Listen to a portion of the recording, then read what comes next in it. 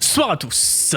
Aujourd'hui, vous êtes présents dans ce vidéogramme pour découvrir en avant-première et exclusivement sur cette chaîne une vidéo qui parle de Yu-Gi-Oh! Et plus particulièrement de collection. Bon, vous l'avez vu dans le titre, j'ai enfin nommé cette série de vidéos, parce que là je crois qu'on est au 6e épisode où je vous présente à chaque fois un nouveau full set, donc à chaque fois je vous présente une nouvelle édition dont j'ai toutes les cartes et je vous montre toutes les cartes pour vous rappeler un petit peu de nostalgie. Il y a plein de vieilles cartes que peu de gens maintenant connaissent. Et je me suis dit, bah c'est couillon en fait de pas en faire une série comme à la conquête des raretés ultimes. Pourquoi on se ferait pas à la conquête du full set? Ouais, j'aime bien cette nouvelle musique aussi, elle est pas mal. Écoutez, vous le savez, hein, mon but c'est de faire le full set. Nous sommes donc à la conquête du full set. Progressivement, vous êtes nombreux à me demander où j'en suis dans le full set. Alors déjà, évidemment, vous pouvez suivre ça en direct live à chaque fois via mon petit tableur. Vous savez, qui liste toutes les cartes qui existent et tout. Et moi, je mets à chaque fois lesquelles j'ai. On peut voir lesquelles il me manque, etc. Ça, c'est une façon de suivre. Et je me suis dit, bah pourquoi pas cette série de vidéos où on va progresser chronologiquement en prenant à chaque fois les extensions principales qui sortent et qui sont sorties à l'époque. Et puis, bah en regardant toutes les cartes, à chaque fois, je ferai en sorte de les avoir réunies à ce moment-là. Je vous avais demandé dans la précédente vidéo si vous vouliez qu'on saute par-dessus les 3 extensions exclusives qui aux États-Unis qui ne sont sorties que là-bas et jamais en français, si ça vous intéressait ou pas. Il y en a finalement beaucoup qui m'ont dit non, saute pas, vraiment on a envie de découvrir ces extensions, ça peut attendre de reprendre ensuite pour les françaises. Comme vous le voyez dans la miniature, au début, je comptais dans cette vidéo vous résumer les 3 extensions exclusives américaines dans une seule vidéo en me disant bon, je vais les faire les 3 d'un seul coup en passant pas mal de cartes parce que vu que c'est de l'exclusif anglais, c'est peut-être moins intéressant, ça vous intéressera peut-être moins que des extensions purement françaises. Bon, je me rends compte que j'aime bien parler et qu'il y a pas mal de trucs à dire dans chaque extension, il y a pas mal de cartes emblématiques dont vous allez vous souvenir également. Donc écoutez, je pense qu'on va quand même se faire 3 vidéos différentes pour ça, c'est pas grave. Ceux qui sont intéressés par la collection, par le full set, etc., venez voir les 2 autres vidéos qui suivront celle-ci. Dans celle-ci, on ne va parler que d'une seule extension, l'extension Legacy of Darkness, LOD, qui est sortie, comme les 2 autres d'ailleurs, en 2003. Vous allez voir, il y a pas mal de cartes très très connues encore maintenant qui sont sorties à la base dans cette extension et qui sont beaucoup trop cool. Bon, vous allez voir, je vais passer aussi beaucoup de cartes qui sont pas très intéressantes, mais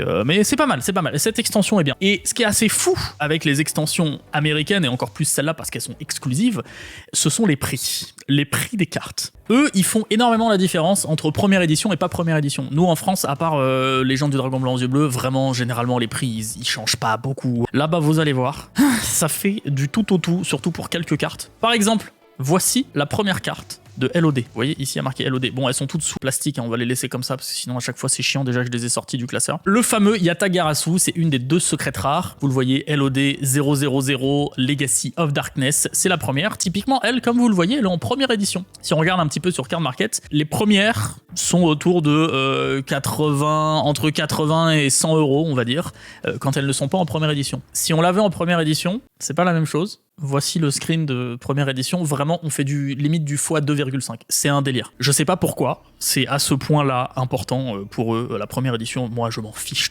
totalement pour le full set. C'est juste que elle, je l'ai eu en première édition. À l'époque, j'avais dû acheter ça 15 euros, même pas. Yatagarasu, carte très connue, bannie depuis très longtemps parce que ça permet de faire une loupe imbattable. En fait, c'est une boucle dans le jeu. Si vous mettez en place cette boucle, votre adversaire il a aucune réponse et il perd, donc c'est pas intéressant dans Yu-Gi-Oh! Donc cette carte est bannie. Généralement dans LOD, vous allez voir, c'est l'introduction des monstres Spirit, c'est les monstres esprits qui ont notamment pour particularité de revenir à la main à la fin du tour. Voilà, donc commençons à découvrir LOD. La deuxième carte de LOD, je vais surtout m'arrêter sur les Zolos en général. On a le petit Dark Ruler Hades, une ultra rare, très stylée. Bon, alors elle est sympa parce que c'est un sacrifice de 1450, mais déjà à l'époque il y avait mieux que ça hein, pour un sacrifice. En gros, elle annule les effets de monstres qui ont été détruits par des monstres à toi de type démon. Donc ouais, c'est un petit peu naze, hein. Ouais, on est bien d'accord. Vous allez voir, il y a plein de cartes un petit peu nazes comme ça. Par exemple, cette fusion, Dark Balter the Terrible. Il faut ces 2 monstres-là. Frontier Wiseman, Possessed Dark Soul, à tous les coups c'est les prochaines. Il y a Possessed Dark Soul ici et le Frontier, on va le trouver après. Dark Balter, c'est une super rare, elle est pas très intéressante en vrai. Tu peux annuler une carte magique à chaque fois en payant 1000 points de vie. Et encore, faut que ça soit une carte magie normale, donc pas une carte magie rapide, etc. C'est pas ouf, hein, parce qu'il faut réussir à la sortir. Bon, elle est pas très intéressante. Ensuite, on a donc ce monsieur, Lesser Fiend, avec ses 4 bras, qui a un effet assez stylé en vrai. Quand il détruit un monstre, il n'est pas envoyé au cimetière, il est banni directement. Ça, typiquement, dans mon deck Majou, c'est cool. Seul petit problème, 5 étoiles. Ce n'est pas du tout jouable, donc non merci. Ça, pourquoi pas, en gros, lui, tu peux le tribute et prendre le contrôle de tous les monstres de niveau 3 ou moins de ton adversaire. Ça peut peut-être être sympa dans un format, mais le fait qu'il faut le tribute, c'est pas ouf. Ça aussi, c'est un monstre à tribute. Bon, je vais les passer, on va pas tous les faire. Celui-là, je crois que quand on invoque un monstre ténèbres, grâce à lui, on peut réinvoquer ce monsieur-là depuis ton deck. Il devait peut-être y avoir des loops à l'époque avec ça, je suis pas certain. Lui, quand il est invoqué, tu peux changer la position de combat d'un monstre. Pourquoi pas 800, 500 déjà beaucoup moins. Twin-Headed Wolf, pas très intéressant, ça annule les effets flip quand tu le détruis avec ce monstre. En gros, il y a pas mal de démons dans cette extension, vous allez voir. Il y a quelques nouveaux archétypes aussi que je veux pas vous spoil, mais qui apparaissent un petit peu après, en plus des spirits. Souvent, c'était ça, hein. Il y avait par extension différents archétypes qui étaient introduits et présentés comme ça. Donc là, on est en mode vraiment ténèbres. Malheureusement, les effets étaient pas ouf. Petit monstre normal, Opticlops, 1800 d'attaque. J'aimais beaucoup ce monstre, parce que 1800 4 étoiles à l'époque, si on n'avait pas eu les extensions d'avant, bah, ça permettait d'avoir quand même des monstres assez sympas en une seule invocation. Bon, après, il y a quelques pièges, pas très intéressants en vrai. Je vous laisse mettre sur pause à chaque fois, hein, si ça vous intéresse. Et puis parfois, il sortait des trucs, des textes incompréhensibles. Celle-là, elle dit, tant que cette carte et face-up sur le terrain augmente tes points de vie d'un montant égal à la moitié des points de vie que tu as payé ton tour précédent. Yes. Je vous laisse réfléchir à ça. Ouais. Et puis après, il faut réfléchir à comment mettre cette carte dans un deck et que ça soit utile. Perso, j'ai pas trop envie de réfléchir à ça. On arrive dans la première session de cartes magiques. Ça, c'est encore pour du ténèbres. Voilà, là, encore une fois, un texte qui ne sert à rien, une carte qui ne sert pas à grand-chose. Tu sélectionnes une carte sur le terrain qui a pour effet d'annuler des cartes pièges et tu la détruis. Ah bah tiens, Fried, ça c'est une des ultras. Très stylé ça. Elle est magnifique cette carte. Hein. En gros, tu peux pas vraiment tu peux la target avec une carte magique, mais elle peut annuler l'effet d'une carte magique qui la target, donc ça c'est très fort. Et sinon, tant que cette carte est sur le terrain, tu peux ajouter un monstre de type guerrier de niveau 4 à ta main par tour, à la place de piocher pendant ta draw phase. Pourquoi pas? Le seul problème, encore une fois, c'est qu'il faut un sacrifice, donc pour amener ce bonhomme là sur le terrain, certes tu vas chercher des monstres et tout, mais c'est trop lent, même, et encore plus pour l'époque. Stone Unit, pas très intéressant. Par contre, ce qu'il y a derrière, le Marauding Captain, c'est la première fois que cette carte est sortie. Alors je l'ai en première édition et en pas première édition. Quand tu la normes, tu peux invoquer un monstre de niveau 4 ou moins depuis ta main, pas forcément un guerrier ou quoi. Et en plus, elle est protégée. Ah ouais, ça c'est bien dans les decks guerriers, mais bien sûr, c'est un de ses effets, c'est évidemment pour ça qu'elle était jouée à l'époque. Tu la joues dans un deck guerrier et ton adversaire il peut pas attaquer d'autres monstres guerriers à toi à part cette carte, donc beaucoup trop cool. Ça permettait de temporiser pas mal. Ryu Senshi, que j'ai joué dans un deck Speed Duel, il me semble. Tu peux payer 1000 pour annuler une carte piège, et en plus, tu peux annuler les cartes magiques qui targetent cette carte, donc pourquoi pas. Et d'ailleurs, pour invoquer cette carte, il faut notamment le Warrior Digreffer, 1700 d'attaque, et un autre monstre qui va arriver après. On a le garde mystérieux. Ouais, il y a beaucoup de guerriers dans cette extension. Je la redécouvre un petit peu en même temps que vous, mais elle est très stylée quand même.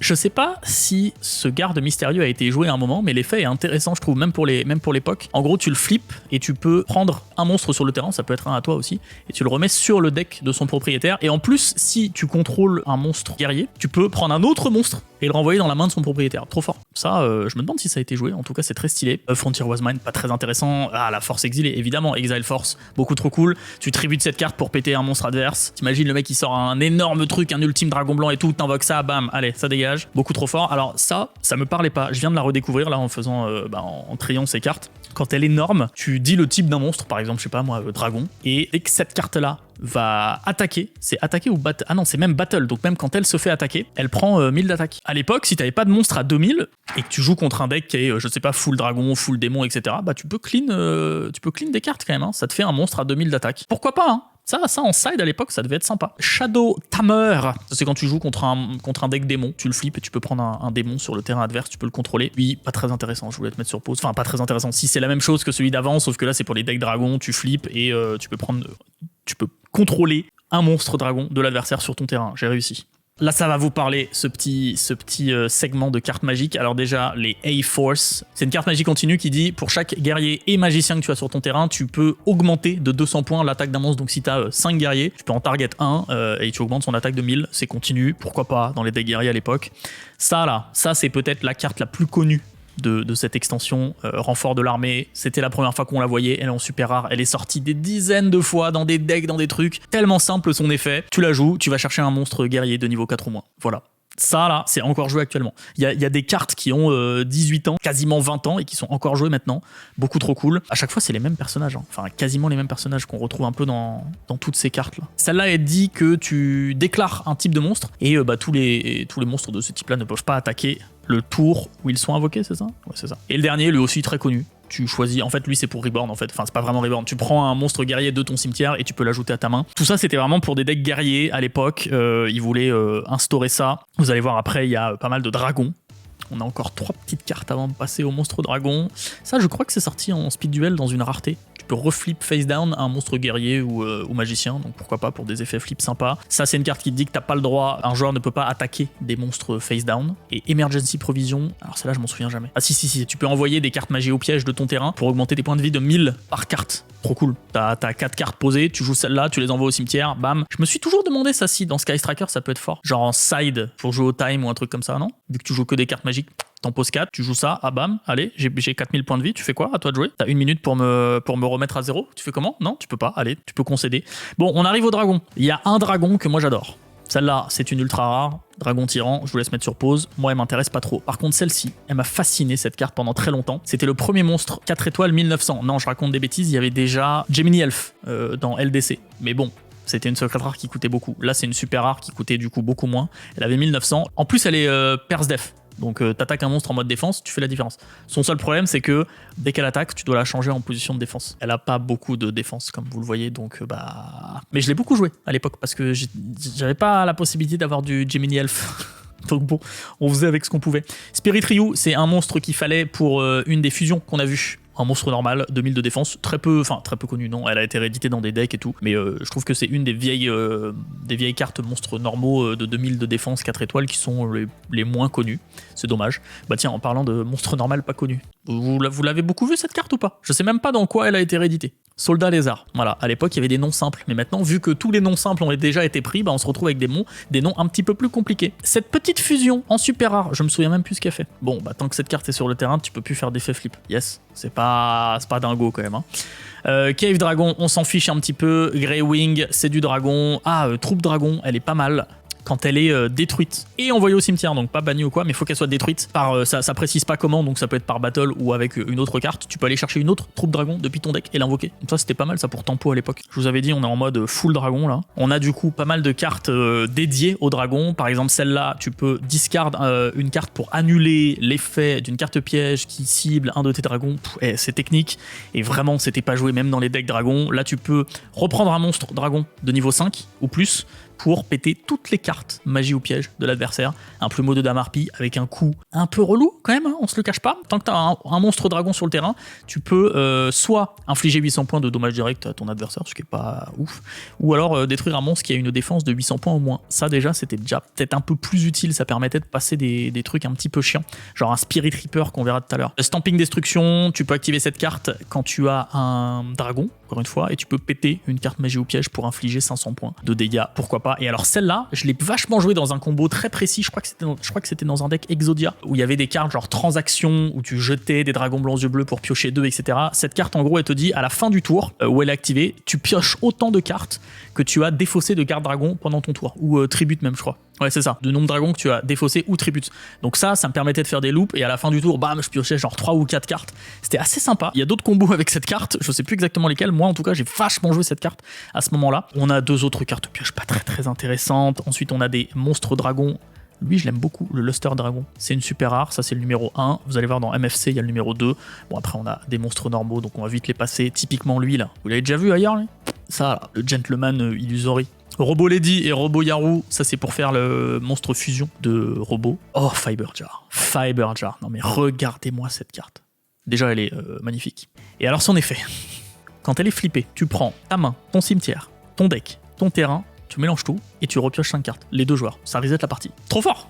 Enfin, trop fort. Il y a tellement de combos avec ça. Fiber Jar, tu m'étonnes que ça soit pas joué. C'est interdit. Beaucoup trop fort. Princesse Serpentine, pas très intéressant. Thunder Nyan Nyan, ça c'est pas mal. Et c'était ressorti en rare, je crois, dans TP, peut-être TP5 ou TP6, un truc comme ça. En fait, Thunder Nyan Nyan, elle est forte parce que c'est une 1900 4 étoiles et que c'est une rare. Donc facile à invoquer. Le seul souci, c'est que tu ne peux la jouer que si tu joues un deck où il y a des monstres light. S'il y a autre chose que des monstres light, elle est détruite. Mais tu joues un deck avec que des monstres light, bam, bah voilà. T'as un petit monstre à 1900 d'attaque.